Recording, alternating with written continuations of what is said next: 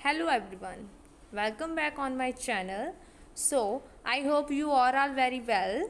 So जैसे कि आज आपको पता ही है कि आज के टाइम पे जो है जो ऐसा वे चल रहा है, ऐसा टाइम चल रहा है कि जिसमें जो वायरस की वजह से हम सब स्कूल में नहीं जा पा रहे हैं और स्टडी भी हमारे बहुत सारी जो है प्रॉब्लम आ रही है। सो इसी प्रॉब्लम को सॉर्ट आउट करने के लिए आज जो है मैं आपके लिए आपकी स्टडी से रिलेटेड ही कुछ टॉपिक्स के रिलेटेड जो है वीडियोस अपलोड कर रही हूँ अपने चैनल के ऊपर, जिससे आपको जो है इजी वे में जो है आप अपॉर्चुनिटी को ग्रैब कर पाएँ और जो है अपनी मेरी वीडियोस को देखकर जो है आप अपनी सोल्यूशन जो है स्टडी से रिलेटेड जो है वो ले पाएँ। So let we start. आज हम बिजनेस स्टडी का +1 का जो टॉपिक है वो कर रहे हैं और साथ ही साथ जो है मैं आपको 10th एंड +2 के भी जो है नोट्स प्रोवाइड कर रही हूँ मैथ्स एंड कॉमर्स के। आप मेरे चैनल के ऊपर जाकर अवेलेबल हैं, आप देख सकते हैं। आज हम बिजनेस स्टडी का +1 का टॉपिक कर रहे हैं sources of business finance. Let we start. सबसे पहले हम पढ़ेंगे कि बिजनेस फाइनेंस होता क्या है, उसके बाद पढ़ेंगे इसके फीचर्स हैं और कौन कौन से सोर्सेज हैं, कौन सा नेचर है बिजनेस फाइनेंस का, all that things. Firstly business finance होता क्या है। Business finance means capital fund and credit fund, जिसमें जो हम कैपिटल एंड क्रेडिट कुछ चीज़ जो खुद लगा रहे हैं वो कैपिटल है और जो हम क्रेडिट पे किसी से इन्वेस्ट करवा रहे हैं या किसी से बोरो कर रहे हैं तो वो क्रेडिट फंड है। तो business finance refers to the capital fund and creditor fund invested in the business. तो बिजनेस फाइनेंस हम उसे बोल सकते हैं जो कि हम बिजनेस में लगा रहे हैं मनी, चाहे वो कैपिटल है की फॉर्म में चाहे फिर वो एक क्रेडिट फंड की फॉर्म में है। फाइनेंसिंग होती क्या है। First of all financing means making money available with it is needed. तो हम जो है मनी को अवेलेबल करवा रहे हैं अलग अलग वे से जब जब हमें ज़रूरत पड़ रही है।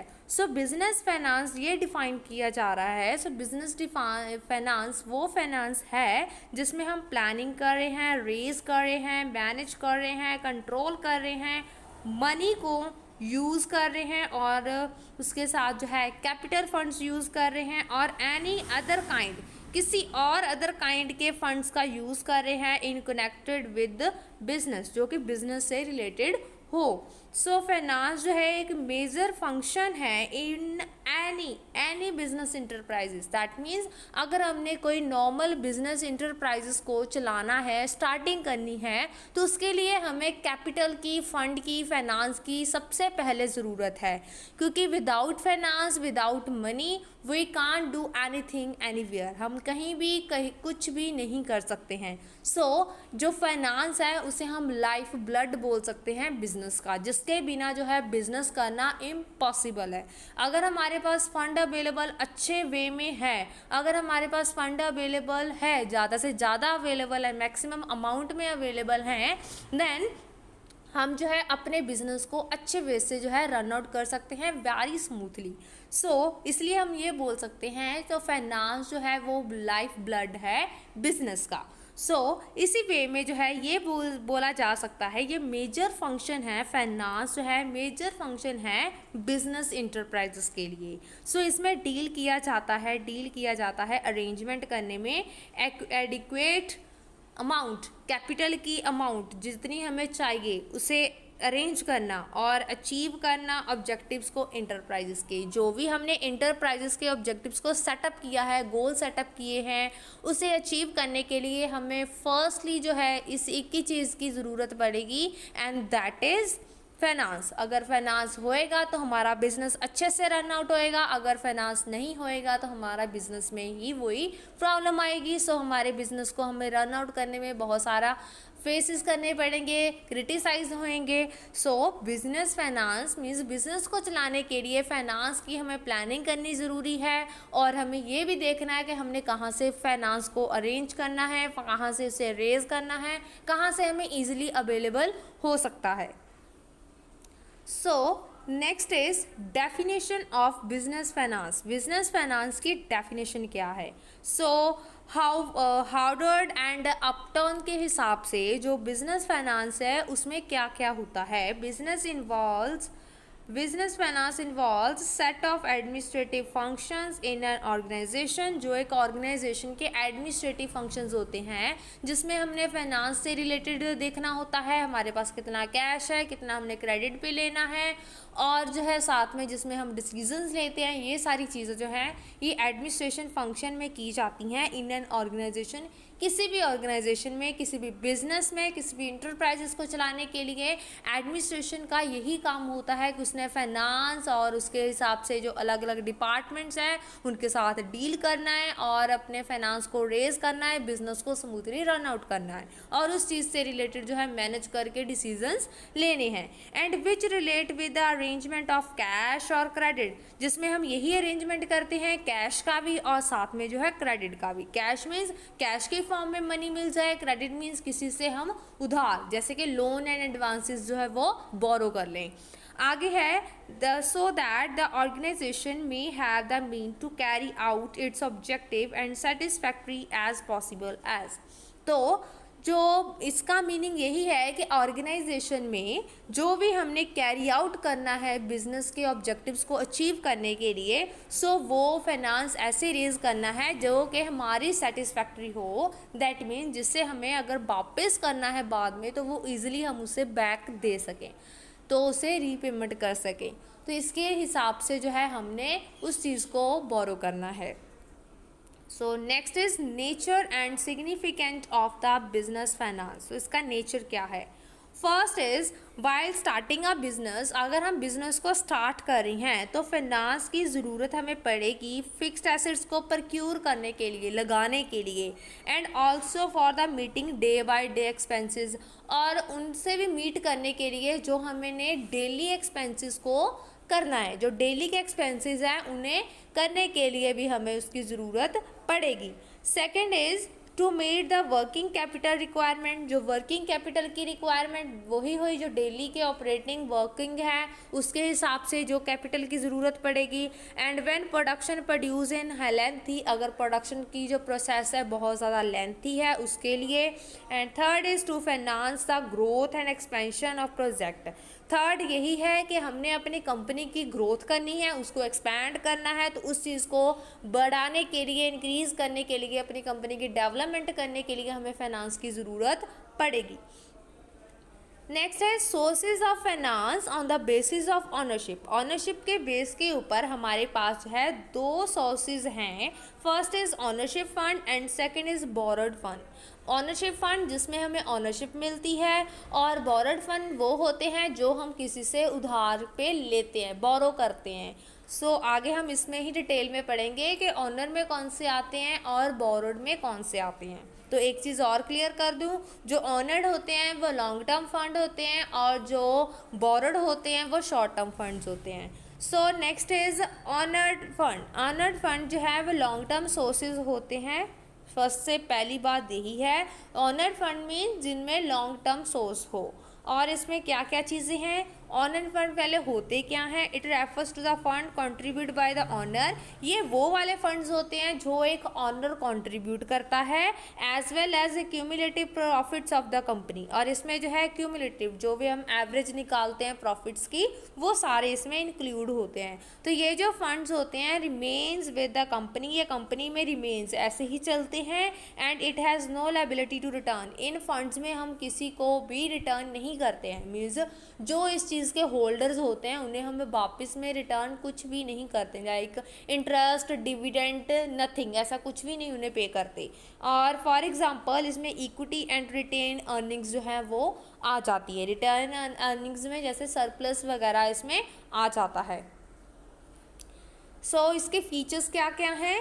ऑनर फंड्स के first is source of permanent capital. तो ये जो है एक ऐसा सोर्स है जिसमें ऑनर जो है वो परमानेंटली जो है वो फिक्स कैपिटल लगा देता है, मींस के परमानेंटली इन्वेस्ट कर देता है बिजनेस में, और ये रिफंडेबल नहीं होती है। जैसे कि अगर हमने एक लोन अगर लिया है, कोई बोरो की हुई है कोई लोन, तो उसे हम रीपेमेंट करते हैं। तो अगर हमने जो है ऑनर्स फंड में इन्वेस्ट किया है तो हमें जो है रीपेमेंट नहीं होएगी, रिफंडेबल नहीं होएगा।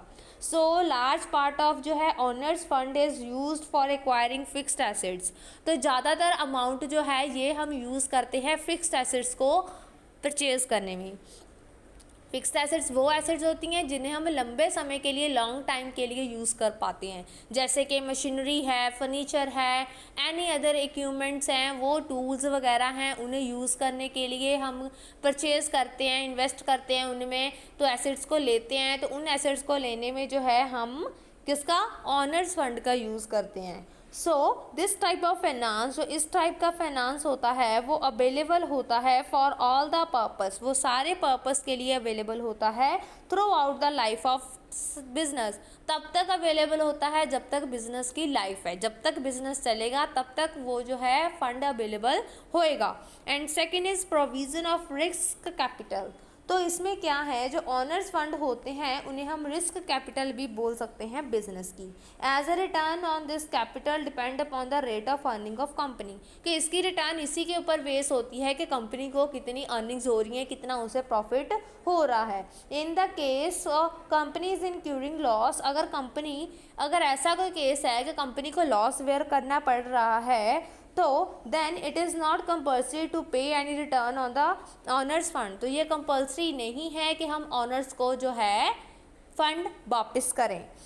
अगर लॉस कंटिन्यू हो रहा है ऑनर्स को, तो वो जो है अनेबल हैं उसे रिकवर करने के लिए। And even their original investment, और जो उनकी ओरिजिनल इन्वेस्टमेंट भी होती है उसके ऊपर भी उन्हें रीपेमेंट नहीं मिलती है, कुछ भी प्रॉफिट नहीं मिलता है। In the time of prosperity, high level of return, अगर हम ये चाहते हैं कि हमें ऊपर ज़्यादा से ज़्यादा जो है वो रिटर्न मिले, मतलब कि प्रॉफिट मिले, तो उसके लिए क्या है, रिटर्न के लिए वेराइसिस करता है कि हमें कितना प्रॉफिट अर्न हो रहा है हमारे बिजनेस से। अगर हम लॉस वेयर कर रहे हैं तो हमें कोई भी रिटर्न नहीं होएगा, अगर हमें प्रॉफिट हो रहा है तो वो भी एक रिस्क कैपिटल है कि अगर रिटर्न में मींस कि अगर प्रॉफिट हो रहा है तो वो हमें बाद में सारी सेटलमेंट करने के बाद जो है वो प्रॉफिट हमें मिलेगा या नहीं मिलेगा। Next is no security requirement.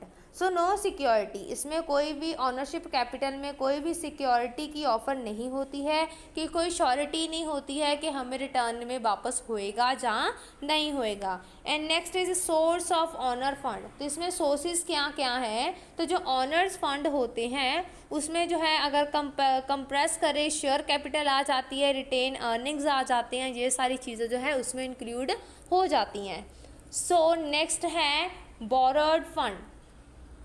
Borrowed fund क्या होते हैं, बोरोड फंड वो होते हैं जो शॉर्ट टर्म के लिए यूज़ करते हैं। तो इसमें क्या क्या है, borrowed fund refers to the borrowing of the firm, जो फर्म एक बोरो करती है वो होते हैं। इसमें जो है हम फंड अवेलेबल होते हैं लोन की फॉर्म में, क्रेडिट की फॉर्म में, और इसकी एग्जांपल्स हैं डिबेंचर है, पब्लिक डिपॉजिट्स हैं, और जो है ट्रेड क्रेडिट है, ये सारी इसकी एग्जांपल्स हैं। तो अब हम इसके फीचर्स को पढ़ेंगे। फर्स्ट फीचर है फिक्स टाइम। तो जो बोरोड फंड होते हैं वो रेज किए जाते हैं एक बिजनेस फर्म की तरफ से फिक्स पीरियड के लिए। तो ये जो फंड्स होते हैं वो रेज होते हैं शॉर्ट टर्म के लिए, मीडियम टर्म के लिए एंड लॉन्ग टर्म के लिए, लेकिन ज़्यादातर जो है ये स्मॉल एंड मीडियम टर्म के लिए ही यूज़ किए जाते हैं। नेक्स्ट है सिक्योरिटी। ये जो बोरो फंड होते हैं, जो फर्म कैन गेट बोरो, जो भी फर्म जो है वो बोरो करती है, उसे जो है उसके अगेंस्ट में सिक्योरिटी मिलती है एसेट्स की, जैसे उसको किसी ना किसी चीज़ की सिक्योरिटी रखकर जो है वो उसे बोरो देते हैं, बोरोइंग्स देते हैं। और बैंक जैसे फिनेंशियल बैंक्स हैं या फिर फिनेंशियल इंस्टीट्यूशंस हैं, वो लोन्स की ऑफ़र करते हैं डिफरेंट टर्म्स में, लेकिन उसके लिए उन्हें एसेट्स की सिक्योरिटी देनी ज़रूरी हो जाती है। And third is regular payment of interest. इसमें जो है ये लीगल कंपल्शन होती है बिजनेस फर्म्स में कि उन्होंने रेगुलर अमाउंट की पेमेंट करनी है इंटरेस्ट ऑन बोरोड जो भी इंटरेस्ट फंड है उसके ऊपर। दैट मीन्स इसका ये मीनिंग है कि अगर किसी फार्म ने या किसी बिजनेस ने या फिर किसी इंडिविजुअल पर्सन ने जो है कुछ चीज़ बोरो की है किसी फिनेंशियल इंस्टीट्यूशन से या फिर बैंक से एनी अदर वे से किसी और वे से, तो उसे जो है उसके अगेंस्ट जो है उसकी पेमेंट तो करनी है लोन की, लेकिन साथ में रिटर्न में उसे जो है इंटरेस्ट भी साथ में एक्स्ट्रा पे करना पड़ेगा।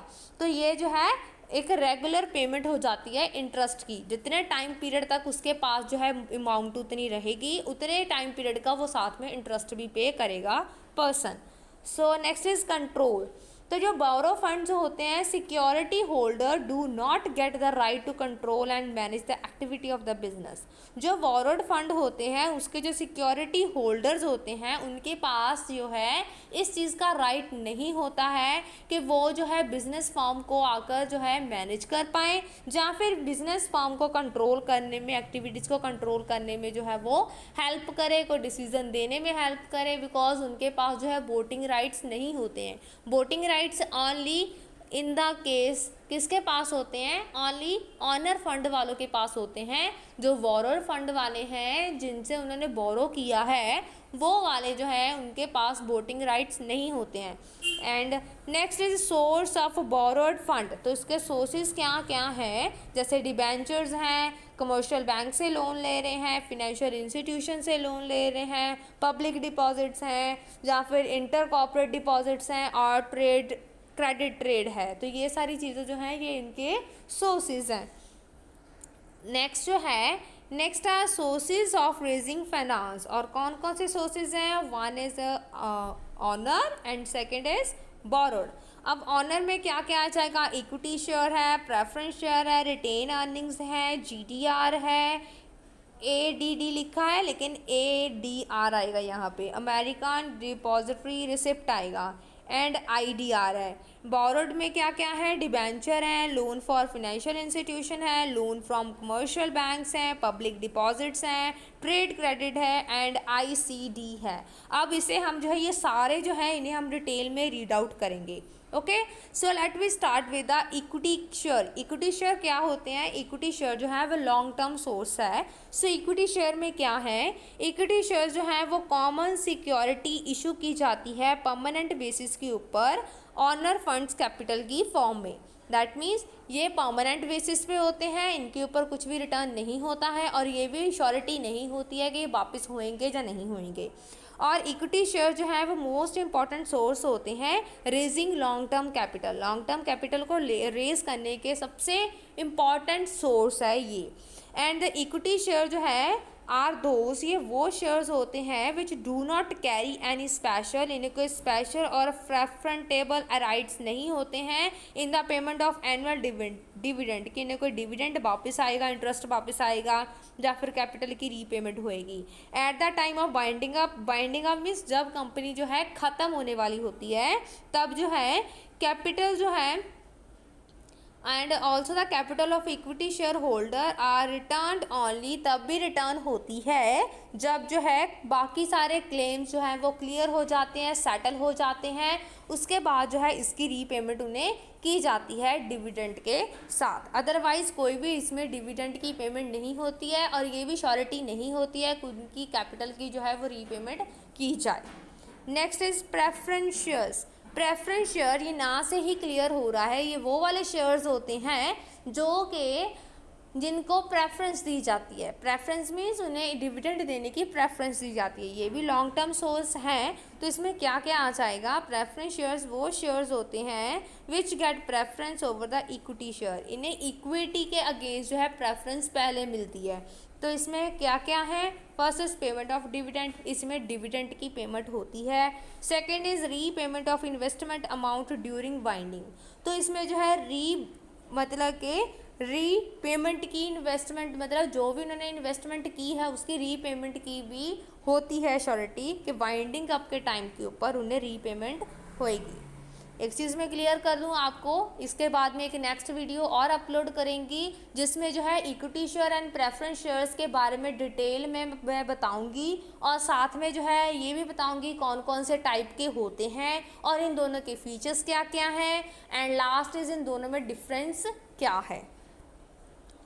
Next is return earnings. Return earnings क्या होती हैं, ये भी लॉन्ग टर्म सोर्स होता है। सो रिटर्न अर्निंग्स को प्रॉफिट्स भी बोल सकते हैं। See also is a ploughing back of profit. Ploughing back of profit means जैसे कि अगर हमने किसी खेत को फ्लॉग किया है, फील्ड को हमने जोखा है, जिसे हम खोदा है, या फिर हम ये बोल सकते हैं कि अगर हमने उसमें जो है पूरी जैसे वो कहते हैं खोद करते हैं, तो उसमें क्या होता है, उसके रिटर्न में जब हम क्रॉप को ग्रो करते हैं उसमें, तो हमें रिटर्न में प्रॉफिट होता है ना। हार्वेस्टिंग करने के बाद जो है हमें प्रॉफिट होता है।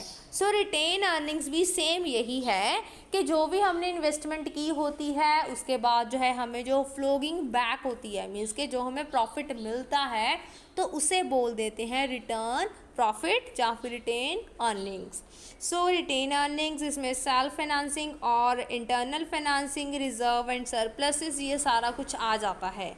So return earnings refers to the undistributed profit. ये अनडिस्ट्रीब्यूटेड प्रॉफिट होता है जो कि डिविडेंड एंड टैक्सेस की पेमेंट के बाद जो बच जाता है। जैसे कि हमने जो है सारी पेमेंट्स कर दी हैं, पहले हमारे पास जितनी इनकम जो होएंगी वो हमने एक साइड पे रख ली, तो अब हमने जिन जिन से उधार जो है क्रेडिट पे चीज़ें ली हुई हैं उन्हें वापस कर दे पैसे, उनके जितने जितने बने हैं, टैक्स भी पे कर दिया जितना बन रहा है, कस्टम है, एनी अदर टैक्स है वो भी पे कर दिया। अब उसको पे करने के बाद जो हमारे पास जो है रिमेनिंग चीज़ बचेगी, जो पैसे बचेंगे वो हमारा प्रॉफिट हो जाएगा, जो मार्जिन बचेगा वो प्रॉफिट हो जाएगा। इसकी शॉर्ट एग्जांपल मैं दे सकती हूँ, जैसे कि अगर आपको आपकी इनकम जो है एक साल में 5 लाख की इनकम हुई है, तो आपके जो एक्सपेंसेस हैं टोटल पूरे साल के, जो भी आपने क्रेडिट लिया है, कुछ भी आपने एक्सपेंसेस हैं, डिप्रिसिएशन है, एनी अदर थिंग, कुछ भी आपके एक्सपेंसेस हैं, तो वो आपके मैक्सिमम जो है वो जो है जैसे हम बोल सकते हैं 3,50,000 के हुए हैं, 3.5 लाख। तो आप क्या करोगे, जो 5 लाख का आपको प्रॉफिट मतलब अर्निंग्स हुई हैं, जो आपको इनकम 5 लाख की हुई है, उसमें से आप जो है 3,50,000 बैक पे कर दोगे, जिनको आपने देना है, या जो एक्सपेंसेस हैं उनके ऊपर पे कर दोगे, टैक्सेस पे कर दोगे, और जो आपके पास मार्जिन बचेगा 1,50,000 का, दैट आर योर प्रॉफिट, वो आपका प्रॉफिट हो जाएगा, वो आपकी रिटेन अर्निंग्स हो जाएंगी। वो आपके ऊपर डिपेंड करता है कि आपने उसको कैसे करना है, आपने उसको रिटेन करके रखना है, रिजर्व करना है, या फिर आपने डिस्ट्रीब्यूट कर देना है। लेकिन रिटेन अर्निंग्स वही होते हैं अगर आप जो है उसको डिस्ट्रीब्यूट नहीं करते हो, सेम वे में ऐसे ही इन्वेस्ट आगे कर देते हो, तो वो जो है वो आपकी रिटेन अर्निंग्स हो जाते हैं। तो उन्हें हम रिटेन अर्निंग्स बोल देते हैं, प्रॉफिट बोल देते हैं, और साथ में उससे हम ये बोल सकते हैं वो अनडिस्ट्रीब्यूटेड प्रॉफिट्स हैं। So it provide the basis of the expansion and growth of company. और जो रिटेन अर्निंग्स होते हैं वो तब भी प्रोवाइड किए जाते हैं जब जो है ग्रोथ एंड एक्सपेंशन हो कंपनी में, वो डिपेंड करता है उसकी ग्रोथ के ऊपर। Second is global depository receipt, जिसे हम बोल देते हैं GDR। तो ये भी जो है हमारे लॉन्ग टर्म के सोर्सेज होते हैं। तो इसमें क्या है, ये इशू किए जाते हैं अगेंस्ट द इक्विटी शेयर। ये इक्विटी शेयर में इशू किए जाते हैं in the globe market. Globe market means पूरी दुनिया में, एज अ ग्लोब मतलब एक जगह से हम पूरे वर्ल्ड में जो है इसे कर सकते हैं रिसिप्ट को इशू। और ये जो होते हैं वो इनडायरेक्ट इक्विटी ऑफरिंग होती है, इनडायरेक्ट होती है, डायरेक्ट ऑफरिंग नहीं होती है, इनडायरेक्ट ऑफरिंग होती है। एंड जो इक्विटी शेयर इशू किए जाते हैं अगेंस्ट GDR के अगेंस्ट जो है ये इशू किए जाते हैं, वो इंटरनेशनल बैंक्स में जो है किए जाते हैं, जिन्हें हम बोल देते हैं डिपॉजिटरीज। जिस बैंक में इन्हें इशू किया जाता है वो इंटरनेशनल बैंक्स होती हैं, क्योंकि ये ग्लोबल लेवल पे होती हैं, तो इसे इंटरनेशनल बैंक्स में ही हम इशू करेंगे।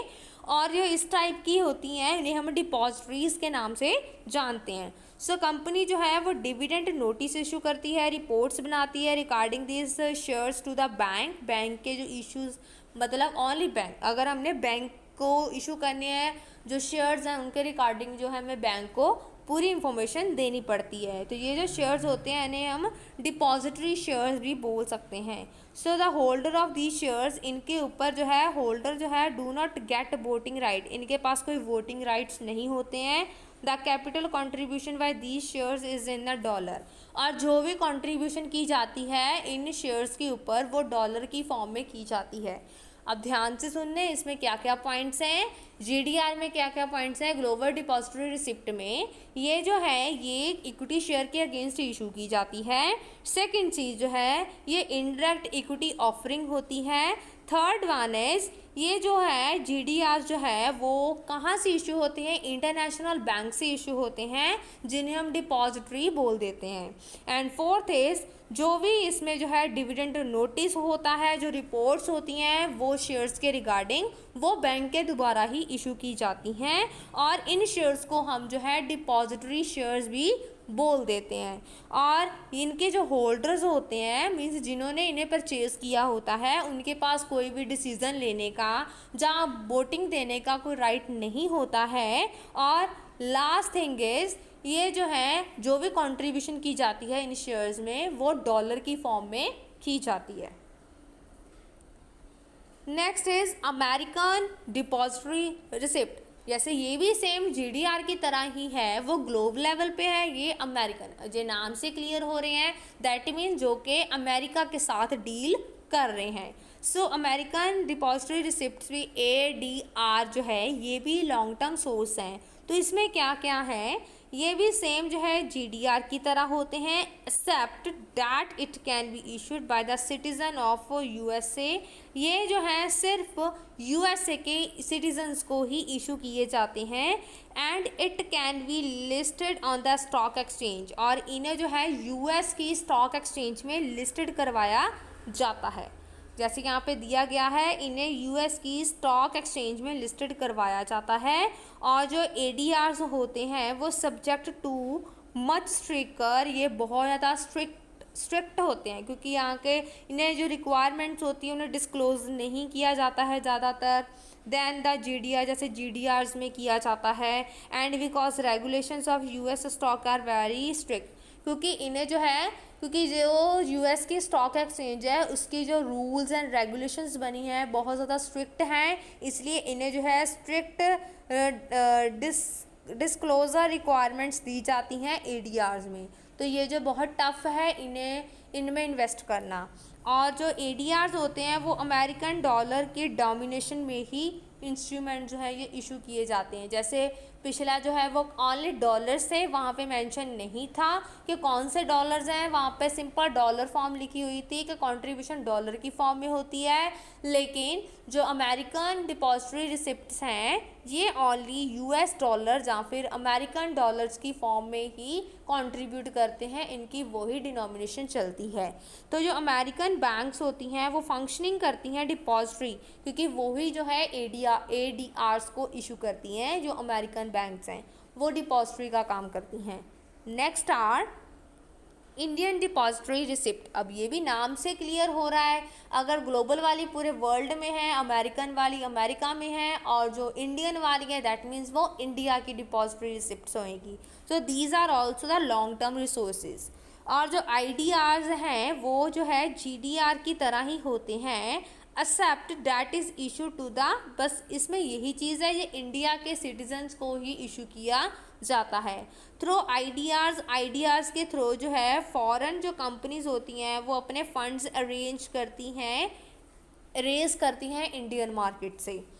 जो फॉरेन कंपनी होती है वो IDRs को विल डिपॉजिट शेयर्स, वो अपने शेयर्स को डिपॉजिट करती है इंडियन डिपॉजिटरी में। जो स्टैंडर्ड चार्टर्ड बैंक्स होती हैं, वो जो चार्टर्ड बैंक्स होती हैं, बड़ी बड़ी बैंक्स जो होती हैं, was the first global company to file for an issue. जो स्टैंडर्ड चार्टर्ड बैंक है ये एक ऐसी बैंक है जो सबसे पहली ग्लोबल कंपनी थी, फर्स्ट ग्लोबल कंपनी थी। तो ये जो है इन्होंने ही सबसे पहले जो है फाइल इशू की थी IDR के लिए इंडिया में, मतलब सबसे पहले इन्होंने ही यहाँ पे इन्वेस्ट किया था, इन्होंने ही इसे परचेज किया था। Next are trade. क्रेडिट। अब ये हम बोरोड वाले कर रहे हैं जो शॉर्ट टर्म के लिए हैं, ये है ट्रेड क्रेडिट। इसमें क्या है, trade credit refers to an arrangement where by a manufacturer is granted credit from the supplier of raw material input spare parts. ध्यान से देखो ये क्या चीज़ है, जो ट्रेड क्रेडिट होती है वो अरेंजमेंट करती है where by the manufacturer is granted credit, जहाँ से मैन्युफैक्चरर जो है क्रेडिट को ग्रांट कराते हैं फ्रॉम द सप्लायर, जो भी सप्लायर हैं, किस किस चीज़ के सप्लायर हैं, रॉ मटेरियल इनपुट के, स्पेयर पार्ट्स के, ये सारे सप्लायर्स के साथ वो करती है। एंड इसमें क्या है, अलाउ देयर कस्टमर, ये अपने कस्टमर्स को अलाउ करती है कि अपने आउटस्टैंडिंग बैलेंसेस को जो है वो पे करे with in a credit period में। और जनरली जो ड्यूरेशन है ट्रेड क्रेडिट की वो 3 से 6 मंथ की होती है। 3 से 6 मंथ की होती है ये क्रेडिट। और yes it is a short term financing facility, और ये जो है शॉर्ट टर्म फाइनेंसिंग फैसिलिटी होती है। तो जो अवेलेबिलिटी होती है ट्रेड क्रेडिट डिपेंड करती है नेचर ऑफ फर्म की नेचर कैसी है, साइज़ कैसा है फर्म का, स्टेटस क्या है, और उसकी क्रेडिट वर्थीनेस क्या है। क्रेडिट वर्थीनेस मीन्स वो कब तक अपने रीपेमेंट कर देती है, अच्छे वे में करती है या फिर क्रेडिटर्स को जो है प्रॉब्लम में क्रिएट करती है। तो ये जो है उनकी क्या है, देखकर ही चेक करके जो क्रेडिट वर्थीनेस है उन्हें चेक करके ही उन्हें ये इशू करती है। सेकेंड इज पब्लिक डिपॉजिट्स, ये भी शॉर्ट टर्म के हैं। Public deposit refers to the unsecured deposits invested from the public, ये वो वाले डिपॉजिट्स होते हैं जो अनसिक्योर्ड होते हैं, इनमें कोई सिक्योरिटी नहीं होती है। तो ये जो डिपॉजिट्स होते हैं ये जो है पब्लिक के द्वारा करवाए जाते हैं। तो company wishing to invite public deposit places and advertising in newspaper, तो अगर कंपनी चाहती है कि वो पब्लिक डिपॉजिट्स को पब्लिक जो है उनकी जगह पे आके उनकी कंपनी पे इन्वेस्ट करें, तो वो जो है न्यूज़पेपर्स में जो है एडवर्टाइजिंग कर देती है। सो एनी मेंबर, अगर पब्लिक का कोई भी मेंबर जो है प्रिस्क्राइब करता है, फिलअप करता है फॉर्म को एंड डिपॉजिट कर देता है मनी विद द कंपनी, तो अगर कोई भी मेंबर चाहे तो इसमें जाकर जो है अपनी इच्छा के अकॉर्डिंग जो है वो डिपॉजिट करवा सकता है इस टाइप की कंपनीज में, ताकि वो जो है अपने जो है कुछ ना कुछ उनका बेनिफिट ले पाएँ। तो ये जो है प्रिस्क्राइब करवा सकते हैं, कहीं भी जाकर पब्लिक डिपॉजिट जो है वो फिलअप करके फॉर्म को डिपॉजिट करवा सकते हैं मनी विद द कंपनी में। Next is debentures and bounds.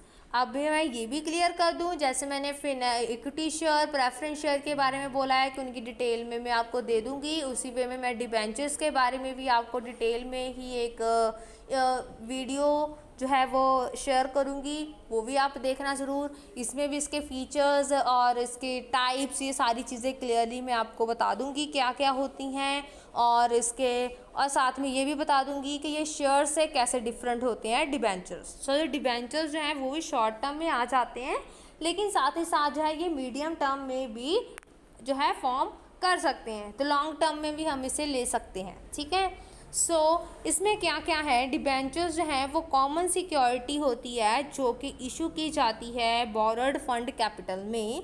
जो डिबेंचर्स होते हैं वो एक ऐसे इंस्ट्रूमेंट होता है जो कि लॉन्ग टर्म डेट कैपिटल के लिए इशू किया जाता है। यहाँ पे आप मीडियम टर्म भी लिख सकते हो एंड साथ में शॉर्ट टर्म भी लिख सकते हो। जो डिबेंचर्स होते हैं उन्हें हम क्रेडिटरशिप सिक्योरिटी बोल सकते हैं, बिकॉज जो डिबेंचर होल्डर्स होते हैं उन्हें हम क्रेडिटर्स बोलते हैं कंपनी के। अगर वो क्रेडिटर्स हैं, अगर हमने क्रेडिट डिबेंचर्स इशू करवाए हैं, तो डिबेंचर्स जो होते हैं वो हम कहाँ पे डाल देते हैं, हमारी जो है करंट एसेट्स के ऊपर लॉन्ग टर्म डेट में ये आते हैं, ठीक है। नेक्स्ट है कमर्शियल बैंक्स। कमर्शियल बैंक्स तो आज के टाइम पे बहुत ज़्यादा नॉर्मल हैं, जहाँ पे हम रेगुलर बेसिस के ऊपर जाते हैं, अपने पब्लिक जो है वहाँ पे आकर डिपॉजिट करवाती है और अपनी नीड के अकॉर्डिंग लोन्स वगैरह एडवांसेस करवाती हैं, तो वो कमर्शियल बैंक्स होती हैं। और कमर्शियल बैंक्स का मेन मोटिव यही होता है कि उन्होंने जो है ज़्यादा से ज़्यादा जो प्रॉफिट है उन्हें अर्न करना है, उनकी अर्निंग्स जो है वो प्रॉफिट्स होती हैं।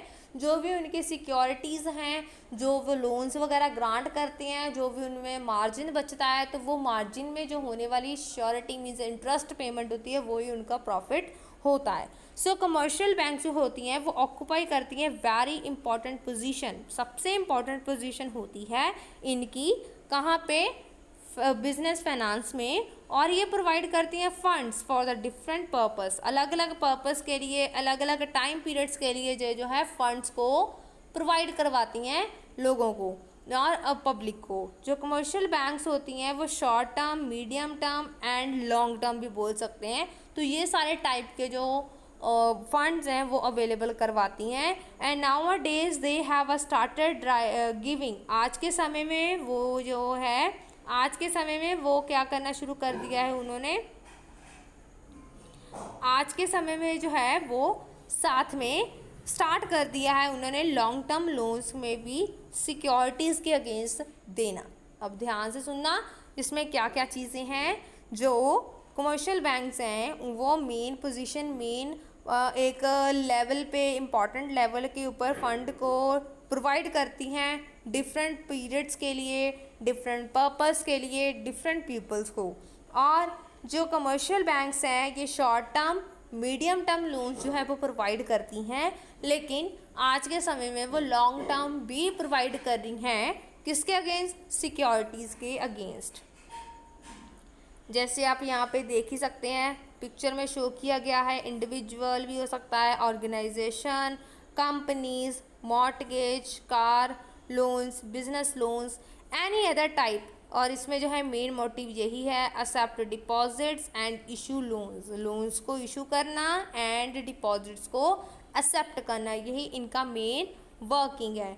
And next is loan from financial institution, financial institution कोई भी हो सकता है, बैंक्स में इसमें इंक्लूड हो सकते हैं, डिफरेंट टाइप्स के बैंक्स हो सकते हैं इंक्लूड। तो ये शॉर्ट टर्म सोर्सेज में ये क्या डील करता है। So public financial institutions are prefer to as lending institutions, तो ये इंस्टीट्यूशंस को लैंड करने में, डेवलपमेंट बैंक्स को डेवलपमेंट करने में, एंड फिनेंशियल इंस्टीट्यूशंस जो हैं वो इन्हें अलग अलग वे में जो है प्रोवाइड करवाते हैं, फंड्स को लैंडिंग करवाते हैं। कोई भी इंस्टीट्यूशन को भी दे सकते हैं, डेवलपमेंट बैंक्स भी इसमें आ सकती हैं, फिनेंशियल इंस्टीट्यूशंस भी आ सकते हैं, एनी अदर इंस्टीट्यूशन जो कि फाइनेंस को क्या करता है, लैंड करवाता हो। एंड आफ्टर इंडिपेंडेंस, इंडिपेंडेंस के बाद जो है गवर्नमेंट ऑफ इंडिया ने ये रियलाइज़ किया है कि इकोनॉमिक डेवलपमेंट के लिए कंट्री की कमर्शियल बैंक जो है वो सफिशेंट नहीं है, कि अगर हमने इकोनॉमिक डेवलपमेंट करनी है अपनी कंट्री की तो उसके लिए ओनली कमर्शियल बैंक से सफिशिएंट नहीं है। सो साथ ही साथ जो है there must be a financial institution, financial institution जो हैं वो भी प्रोवाइड करते हैं फिनेंशियल असिस्टेंस को, गाइडेंस देते हैं इंडस्ट्रीज़ को, बिजनेस इंटरप्राइजेस को, कि अलग अलग जो है जैसे कि एजेंट की तरह, एक एडवाइजरी की तरह भी फिनेंशियल इंस्टीट्यूशन जो है वो वर्क करते हैं कि कहाँ पे हमें कैसे इन्वेस्ट करना है, ये सारी नॉलेज हमें गाइडेंस देने के लिए। Next is inter corporate deposits, inter corporate deposits जिसे हम ICD बोल देते हैं, तो ये भी जो है ये भी शॉर्ट टर्म सोर्सेज हैं। सो इसमें क्या है, it is the deposits made by one company with another company. ये जो है इंटर कॉर्पोरेट मीन्स जो एक कंपनी दूसरी कंपनी के साथ करती है, तो ये वो वाले डिपॉजिट्स हैं, one company with another company. And this option of using finance is available to all public companies whether having their share capital और नॉट। और ये ऑप्शन होती है कि यूज़ ऑफ फाइनेंस, अगर वो फाइनेंस को ले रहे हैं तो अवेलेबल करवा रहे हैं to the all public company, सारी पब्लिक कंपनीज, एनी कोई भी हो तो उसमें करवा सकते हैं, चाहे उसके पास शेयर कैपिटल है चाहे नहीं है। तो इट इंक्लूड्स, तो ये क्या इंक्लूड करवाते हैं, first where a company acquire security of another company, जहाँ पर जब जो है एक कंपनी को सिक्योरिटी जो है वो एक्वायर करनी है अदर कंपनी से, दूसरी कंपनी से। Second when a company gives loans to another company, जब एक कंपनी दूसरी कंपनी को लोन देती है। Third, when a company gives guarantee to any person और इंस्टीट्यूशन वे who provide loans to another company, और ये तब भी यूज़ करते हैं जब एक कंपनी ने गारंटी देनी होती है। A company guarantee to any person, एक पर्सन को गारंटी देता है और इंस्टीट्यूशन को गारंटी देता है जिससे उसने लोन प्रोवाइड करवाना हो। नेक्स्ट इज, इसमें सबसे लास्ट है, अब हमने ये तो पढ़ लिया कि बिजनेस फाइनेंस कहाँ कहाँ से होना चाहिए। तो अब लास्ट पॉइंट है जो कि हमें अपने ध्यान में हमेशा रखने चाहिए जब भी हम जो है सिलेक्ट कर रहे हैं कि हमने कहाँ से सूटेबल बेस से जो है हमने अवेलेबल करवाना है, फाइनेंस करवाना है। सो इसमें ऑल 9 पॉइंट्स हैं, तो हमने पूरे पॉइंट्स को डीपली एंड अच्छे से रीडअप करना है, ध्यान से सुनने हैं, because these are very important for you. And first है कॉस्ट इन्वॉल्व। कॉस्ट इन्वॉल्व क्या है? अगर हमने फाइनलाइजिंग किया है एनी सोर्स ऑफ फाइनेंस, अगर हमने फाइनलाइज किया है, करना है कि हमने कौन से फाइनेंस, कौन से वे से हमने फाइनेंस का मतलब कौन से सोर्स से हमने फाइनेंस को क्या क्रेडिट करवाना है, फाइनेंस जो है वो करवाना है, तो उससे जो है फाइनलाइज करने से पहले द कंपनी जो है वो फाइंड आउट करती है cost involve in procurement of funds and cost involve in using the funds. तो ये जो है देखती है कंपनी कि उसे कितनी कॉस्ट जो है उसकी सिक्योरिटी के ऊपर मिल रही है और उसमें जो है उसका कितना बेनिफिट हो रहा है, और साथ में जो है बोथ दोनों जो कॉस्ट हैं must be less than the benefit, और जो बेनिफिट से कम नहीं होनी चाहिए। जैसे कि अगर एक कंपनी को 5 लाख की ज़रूरत है, एग्जाम्पल है कि अगर एक कंपनी को 5 लाख की ज़रूरत है तो वो जो है फाइनेंस लोन करवाना चाहती है 5 लाख का, तो वो जो सिक्योरिटी जहाँ जो भी वो सिक्योरिटी रख कर जो है देकर जो है लोन इशू करवा रही है किसी भी फिनेंशियल इंस्टीट्यूशन से अपने बिजनेस में, सो वो सबसे पहले ये देखेगी कि उससे होने वाली जो है कि उससे होने वाली जैसे कि जो सिक्योरिटी है उसे कितना मिल सकता है फाइनेंस के, जितनी की उसे ज़रूरत है उस हिसाब से उसे फाइनेंस जो है वो मिल सकता है या नहीं मिल सकता है। तो जितनी उसे कॉस्ट की ज़रूरत है उस हिसाब से उसे मिल रही है या नहीं मिल रही है, तो ये जो है उसे बेनिफिट के हिसाब से ही उसने जो है चूज़ करना होता है। सो कॉस्ट इन्वॉल्व का यही है कि जब भी हमने चूज़ करना है तो सबसे पहले ये ध्यान में रखना है कि जो भी हम लोन इशू करवा रहे हैं वो उस हिसाब से हो रहा है या नहीं हो रहा है जितनी भी हमें इशू करवानी है। Second is financial capacity of the firm.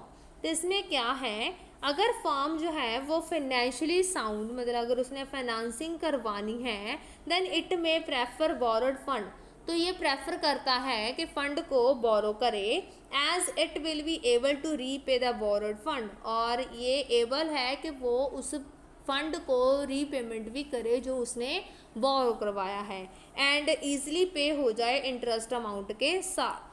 तो जब भी एक कंपनी जो है एक फर्म जो है वो बोरो करने जाती है मनी को, तो ये उसने ध्यान में रखना है कि जो भी उसने अमाउंट को इशू करवाना है या फाइनेंस करवाना है वो अमाउंट ऐसी होनी चाहिए जिससे जो है वो इंटरेस्ट के साथ इजीली रीपेमेंट उस अमाउंट की और इंटरेस्ट की कर पाए। बट अगर फर्म जो है वो नॉट फाइनेंसिंग स्टेबल, अगर वो स्टेबल नहीं है फाइनेंशियली कि वो नहीं पे कर सकता है, then it must be depend upon the owner fund security. तो ये उसके किसके ऊपर डिपेंड करता है, उसकी ऑनर्स फंड सिक्योरिटी के ऊपर डिपेंड करता है, जिसके ऊपर उसकी ऑनरशिप है कि उसके पास कितनी अमाउंट की वो सिक्योरिटी है। Third point is form of business organisation. So अगर आप कि ये फॉर्म जो है बिज़नेस की वो भी बहुत ज़्यादा मैटर करती है कि अगर आपकी फॉर्म जो है वो सोल प्रोप्राइटरशिप है, पार्टनरशिप है, या फिर वो कंपनी है, एनी अदर कुछ और है, छोटी मोटी जो है वो शॉप्स वगैरह है, तो ये इसके ऊपर डिपेंड करता है कि आपकी जो फर्म है वो कैसी है।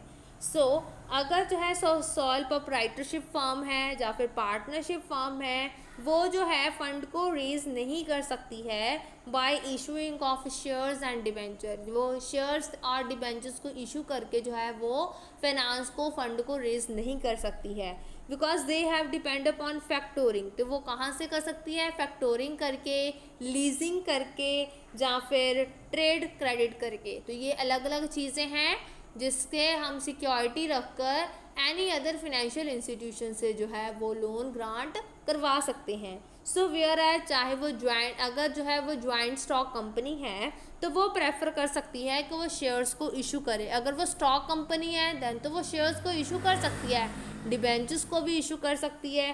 तो ये जो है वो रेज फंड कर सकती है वहाँ से। And fourth point is time period. और जो टाइम पीरियड है वो भी इसमें बहुत ज़्यादा मैटर करता है कि ये फैक्टर इसलिए मैटर करता है कि जितने टाइम ड्यूरेशन के लिए आपने लोन को रेज मतलब ग्रांट करवाना है, या फिर जितने टाइम पीरियड के लिए आपने लोन लेना है, फंड रेज कर रहे हैं, उतने टाइम पीरियड का आपको जो है रीपेमेंट उसमें करनी पड़ेगी और साथ ही साथ जो है इंटरेस्ट पे करना पड़ेगा। So time period is most important factor in the while you are selecting, क्योंकि वो पहले से पूछते हैं कि आपको कितने टाइम पीरियड के लिए चाहिए, क्योंकि जितने टाइम पीरियड के लिए आपको चाहिए उतने टाइम पीरियड का आपको इंटरेस्ट लगेगा और उतने टाइम पीरियड के लिए आपको टाइम दिया जाता है कि आप उतने ही टाइम पीरियड के लिए रीपेमेंट करोगे उस लोन की जो भी आपने एडवांस करवाया है। आगे है risk involve. So risk involve इसमें क्यों है? क्योंकि अगर आप ऑनर्स फंड सिक्योरिटी को इन्वॉल्व करके कर रहे हैं तो उसमें कोई भी रिस्क नहीं है। वेयर एज अगर जो है ऑनर्स ऑफ बिजनेस जो है वो complete over control over the business, अगर उनका पूरा कंट्रोल है अपने बिजनेस के ऊपर। अगर आप ऑनर फंड से जो है जो फाइनेंसिंग है वो रेज कर रहे हैं, फंड रेज कर रहे हैं, तो आपके पास रिस्क नहीं होएगा अगर आपके पास फुल कंट्रोल है अपने बिजनेस के ऊपर। सो अगर जो है बिजनेस फर्म जो है वो रिस्क बेयर कर रही है then it should go for borrowed fund, तो आप बोरोड फंड की तरफ जा सकते हैं। Otherwise it should prefer owners fund security, नहीं तो ऑनर्स फंड सिक्योरिटी ही आपके लिए सेफ है। Second is control. कंट्रोल में क्या है? अगर इक्विटी शेयर होल्डर्स हो आप तो एज कंसीडर तो उन्हें रियल ऑनर्स हम प्रेफर करते हैं बिजनेस के, as they have complete over, क्योंकि उनका कंप्लीट कंट्रोल होता है अपनी सिक्योरिटीज के ऊपर। So if existing equity share holders do not want to lose the control, अगर जो है एग्जिस्टिंग शेयर होल्डर जो है पुराने जो शेयर होल्डर्स हैं, इक्विटी शेयर होल्डर्स हैं, वो अपना कंट्रोल लूज़ नहीं करना चाहते हैं, देन वो जो है मोर इक्विटी शेयर्स को इशू नहीं करते हैं, तो उनका रीयूज़ नहीं करते हैं एडिशनल कैपिटल के लिए, तो वो जो है कोई और जो है वे उसमें देख लेते हैं जिससे उनको बोरिंग हो जाए, क्योंकि वो अपने कंट्रोल को डाइल्यूट नहीं करना चाहते हैं। जैसे रिस्क में जितना ज़्यादा वो रिस्क वेयर करेंगे उतने ज़्यादा जो है उन्हें जो है, वैसे ये चीज़ है जितनी ज़्यादा रिस्की सिक्योरिटी में वो करेंगे, फाइनेंस करवाएंगे, जितना ज़्यादा रिस्क बेयर करेंगे उन्हें रिटर्न भी उतनी ज़्यादा होएगी। लेकिन अगर जो है आप अपनी ओनरशिप को खोना नहीं चाहते हैं तो आप जो है इस वे को अपनाएंगे कि जिस वे के साथ आपकी ओनरशिप का आपके पास रहे, पूरा कंट्रोल आपके हाथ में रहे और जो है कोई अदर पर्सन जो है उसका मिसयूज़ ना कर पाए। एंड आगे है फ्लैक्सिबिलिटी। फ्लैक्सिबिलिटी में क्या है? कुछ जो है कई बार जो फिनेंशियल इंस्टीट्यूशंस होते हैं वो लॉन्ग टर्म डेट जो है वो कंपनीज को प्रोवाइड कर देते हैं, पुट सर्टन और सर्टन रिस्ट्रिक्शंस जो हैं वो कंपनीज के ऊपर लगा देते हैं, जो रिस्ट्रिक्शंस है फ्लैक्सिबिलिटी ऑफ द कंपनी, जो उसकी रिस्ट्रिक्ट कर देती हैं, मीन्स के जो कंपनी की फ्लैक्सिबिलिटी होती हैं उसे काम करने में दिक्कत आती है, प्रॉब्लम आती है। So if other opinion are easily, अगर उसके अलावा कोई और अवेलेबल ओपिनियन है जो ईजिली वर्कआउट करे, और then firm do not prefer loan, firm के पास लोन लेने के अलावा कोई और ऑप्शन है फाइनेंसिंग इंस्टीट्यूशन या बैंक से विच पुट रिस्ट्रिक्शन, जो कि रिस्ट्रिक्शंस अपनी लगाकर फ्लेक्सिबिलिटी में प्रॉब्लम क्रिएट कर रही है, तो आप उसको ऑप्ट करें बजाय कि आपने जो है किसी रिस्ट्रिक्टेड कंपनी से जो है वो लोन को ग्रांट किया है, ठीक है, फाइनेंस को ग्रांट किया है। 8th point is claim over the assets. तो कुछ जो है सोर्स ऑफ फाइनेंस मॉर्टगेज की फॉर्म में होते हैं। मॉर्टगेज मीन्स आप अपनी एसेट्स को जो है वो गिरवी रख देते हो। मॉर्टगेज का मतलब होता है गिरवी रखना, तो गिरवी रख देते हो फॉर्म की। एंड रिड्यूस इट्स वर्थिनेस, तो उसकी वर्थिनेस को, अपनी वर्थिनेस को कम कर देते हो। फॉर एग्जाम्पल जैसे डिबेंचर्स हैं, सिक्योर्ड लोन है वो। Whereas some sources such as, जैसे कि अदर शेयर्स हैं, शेयर्स अनसिक्योर्ड लोन्स हो जाते हैं। डू नॉट पुट क्लेम, आप उनके ऊपर क्लेम नहीं कर सकते हो एसेट्स के ऊपर। Hence result is no reduction in creditworthiness, जिसके साथ जो है आपको जो है रिडक्शन हो जाती है रिजल्ट में, मीन्स के जो क्रेडिट वर्थीनेस होती है वो आपकी कम हो जाती है। And last is tax benefit. Tax benefit में क्या है, इंटरेस्ट जो डिबेंचर्स के ऊपर मिलता है, लोन जो है इंटरेस्ट डिबेंचर्स, अगर आपने डिबेंचर्स इशू करवाए हैं उनके ऊपर इंटरेस्ट मिलता है। सो लोन जो है वो डिडक्टेड हो जाता है total income of the company. तो लोन जो है वो आपकी जितनी भी इनकम है उसमें से डिडक्ट हो जाता है। बिफोर कैलकुलेटिंग इनकम टैक्स, आप इनकम टैक्स को कैलकुलेट करने से पहले। वेयर एज डिविडेंट पेड, अगर आपने इक्विटी शेयर होल्डर्स को डिविडेंट पे कर दिया है तो is not deducted from total income, तो वो हम टोटल इनकम में से डिडक्ट नहीं कर सकते हैं। सो अगर जो है फर्म यही चाहती है कि टैक्स बेनिफिट उसे मिले, तो वो जो है इशू करती है डिबेंचर्स को, प्रेफरेंस शेयर्स को, लोन्स को एंड पब्लिक डिपॉजिट्स को। टैक्स बेनिफिट लेने के लिए हम जो है इक्विटी शेयर्स को बिना छेड़े, उसे ऑनरशिप ख़त्म ना करें, ताकि डिविडेंड उन्हें इशू ना करने की बजाय अगर हम दूसरे वे से जो है उसे कलेक्ट करें, कलेक्ट मीन्स उसे देखें कि अगर आपको जो है उससे बेनिफिट फर्म को हो रहा है डिबेंचर्स इशू करने से, प्रेफरेंस शेयर्स इशू करने से, तो हमें जो है वो ज़्यादा ऑप्ट करना चाहिए दूसरी चीज़ के बजाय। So at the end I will say thank you for watching my this video, and also like, share and comment on my video, and also subscribe, more and more subscribe। अपने friends के साथ भी इसे ज़रूर share करें ताकि subscribe ज़्यादा से ज़्यादा हो पाए।